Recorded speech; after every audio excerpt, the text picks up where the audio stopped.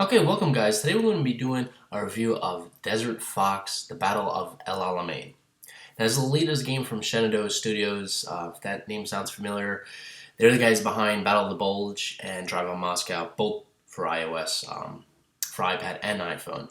Now, this is a universal app. It will be available for iPad and iPhone. Let's dive in and start the review. So, loading up the game here. We got the traditional menu that you have if you're familiar with the last games, very similar. Similar settings, you have tutorial basics and such. But let's just dive right into it. I have a game going on, so we're just going to jump right into that, show you how that's going. Alright, here. So, first thing you can spot right away is this beautiful, gorgeous map that they built. Now, just like in the last two games, they made an incredible map for the Ardennes, for Battle of the Bulge, and an incredible map for the Drive on Moscow game that they made.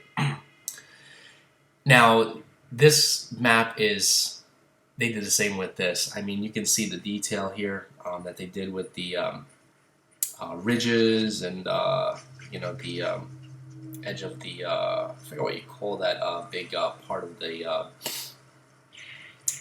desert, but it's basically like a cavern, almost like a Grand Canyon. I forgot the name of it, but anyway, the sea, beautiful detail there. It's incredible. The roads down from the mines.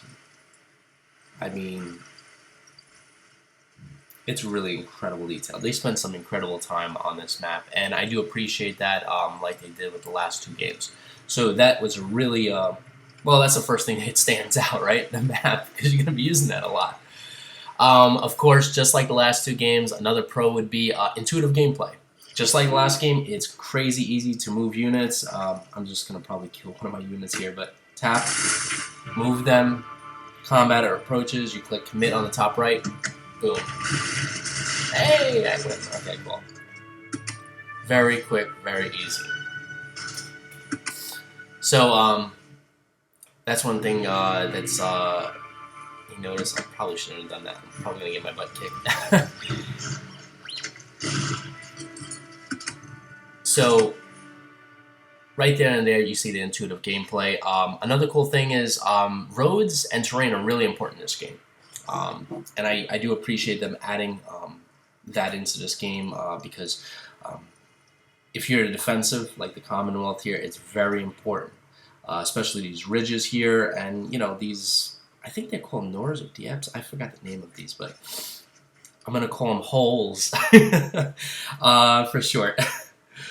These are very important because some of it will restrict axis movement. Having these minefields are also very important, but we're going to dive into that in another pro. But terrain and roads are very important because you can stall the Axis offensive with them, and you need to utilize it as the allied player if you're going to win. Because if you can see,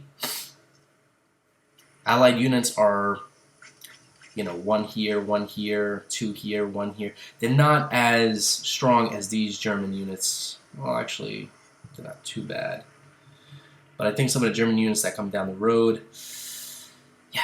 about 4 or 5, I mean, literally maxed out. From like the 5th Panzer here, some of them you'll see all maxed out coming at you. And yeah, terrain comes in very handy. Another pro, cool animations. Now, you probably didn't see it, but if it probably happened too fast. But I noticed little cool things. For example, when you're moving a unit, so for example, if I grab this motorized unit, see that little trail of dust that leaves behind? I notice those little things. They're not big features, but they're nice to have. So I like that. There's also a feature where if the enemy's trying to disable a minefield, it sends out pulse radio waves. Kind of nice. I like that. Then again, I'm one of those people that appreciates those finer things. One thing that they included from the last game, that they changed from the last game, in Drive on Moscow, if you look on the top left, you see your victory points, -6, I'm losing, and the day, it's day 4, and you see the gray bar, the day is almost over. In the last game, they didn't have this. In the last game, they just had this icon and the undo button, which is on the top. Much more easier now to kind of get a gist of who's winning and how close the day is to ending. I do appreciate that because in the last game I had to constantly go like this. Okay, almost over. And I constantly do this over and over and over. I appreciate them fixing that. Thank you. Alright, 2 more pros I got. Minefields and night movement. So minefields obviously are very important because if the Germans, let's say these 3 divisions decide to hit, well, let's say Kapanga. I'm never going to get that name right, but let's say they decide to hit this. Now, I only have 2 infantry divisions. They have a Panzer, and I'll have a Panzer Grenadier with a Recon. If they hit it, they're going to be stuck because the minefield is going to literally stop them, and then my units will get a nice added bonus from that, so they're not going to be able to railroad my units like they normally would. So that's pretty nice, and you can kind of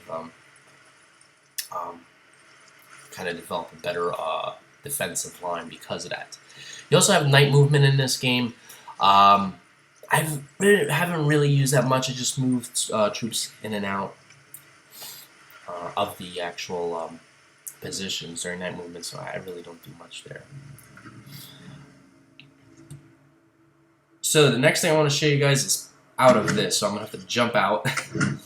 One thing I do appreciate, they do this with every single game, is this. Add a nice history section to this game, just like they did with Battle of the Bulge and Drive on Moscow. You get some nice photos, some info, learn more about the armies, war in the desert, the British, the Commonwealth, Germans, Italians, ooh, I forgot Gaul. Campaign narrative, change of command. I mean, literally tons of really good information. This alone would probably be worth the price of the actual app. Herman Rommel, Claude. I mean, you can literally go on and on. There's lots of really good information there. I do appreciate that. They didn't have to add that, but they did, and I do like that. So those are pros. I like it. Now, let's start with the cons. So, cons. One thing I noticed, this game right here, a lot of times I start my games on the iPad. Usually I'm at home, I start up a game, and usually before I go to bed I get a couple turns in, and then when I head to work, I usually try to continue that same game. Unfortunately, there are no iCloud saves. So when I open up the game on my iPhone, I had to start a brand new game. I couldn't continue the one I started on my iPad. So I just had to literally start a brand new game, and it kind of was like, alright, well, I want to play the game, so I might as well just start a new one. So I have literally 2 kind of different games running on 2 separate devices. It would have been really cool if I could just start this game, stop it, go on my iPhone, continue it there, and then go back and forth. That would be a really nice feature. Unfortunately, that's not included. I also get this weird processing turn. I'm going to show you that to you guys in a second. I'm just going to have these guys kind of self-destruct themselves. As you can see, combat's pretty cool, very easy. If you look on the top right, actually probably not. I want to see if it does it now. It's probably not going to do it because, you see, it popped up for a second where it says scanning moves and stuff like that. That always happens. Sometimes it's up there longer where it'll say scanning, evaluating moves, 936. For some reason it does that. I don't know if it's a bug or if that's intended. Yeah, there goes the Indian. So I'm going to show it to you guys one more time so you guys can, yeah, let's, I don't know, these guys. So I'm going to show you one more, hopefully I can.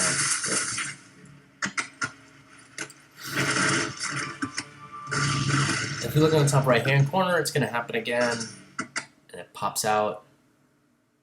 Actually, it didn't this time. Alright, well, if you rewind the video back, you'll see that happens every so often. It's a weird processing bug, I guess. I don't know. Okay, I got about 2 more. The AI in this game, it's not as good as the previous games. I notice when I'm playing the AI, sometimes it would. So, for example, let's pretend I'm the Germans in this game, and I would do something like this, right? The AI would do a move like what I just did, where I moved this tank unit all the way to Tel El Liza. Again, I'm never gonna get these names. They would do something like this, where it would leave me in the position where I can cut their supply off here at El Mak and destroy their supply lines. This happened to me in a couple of games where I just literally obliterated their forces because I was able to cut their supply so easily. I just don't understand why they did that.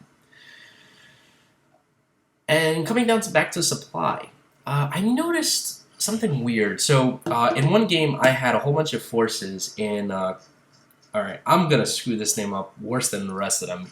Karet El Hemiyat. I was close. Probably got somewhere near. So I had some forces there. I had about 1 armored and 2 infantry. And on the left side, there were. In fact, they weren't there. They were all the way down here. So let's pretend we're taking these. That Italian unit and those 2 German, the recon unit and the Panzer Grenadier. I cut their supply off with my British Air Force, but yet in the same turn they were able to go from this province all the way here, engage my forces in this province, beat my forces and rout them and destroy them. And they had no supply. Something like that just didn't seem right. It was just like, all right, if the unit's out of supply, how is it able to go across that whole desert, fight my unit, destroy them, and rout them? It just didn't seem, I don't know, real. So, and that's basically all my cons. The last thing I have is a recommendation that I would like to see implemented in the game. I would like to see where units can dig in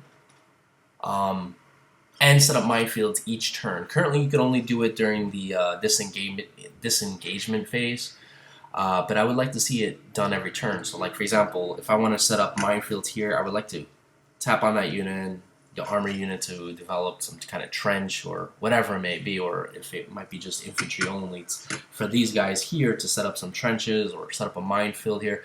That would be really cool if I can do that. Unfortunately, there is nothing that allows you to do that. You have to wait for a certain phase of the game. And that's basically it, guys. Honestly, this game is really cool. I've been playing it a lot, especially on my iPhone, because I usually play it while I'm at work, which is probably not the best time to do it in, but yeah. I think that's about it.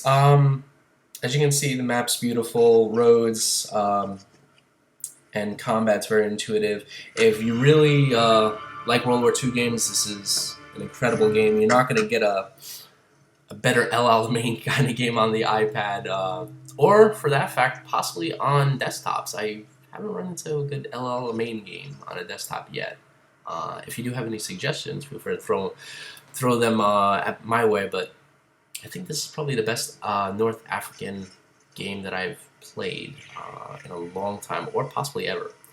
But that's my review, guys. If you're trying to figure out if you should buy it, I would recommend it. It's $10. You get a really great experience both on your iPhone and your iPad. And that's it for me, guys. I will catch you guys in the next review. See you then.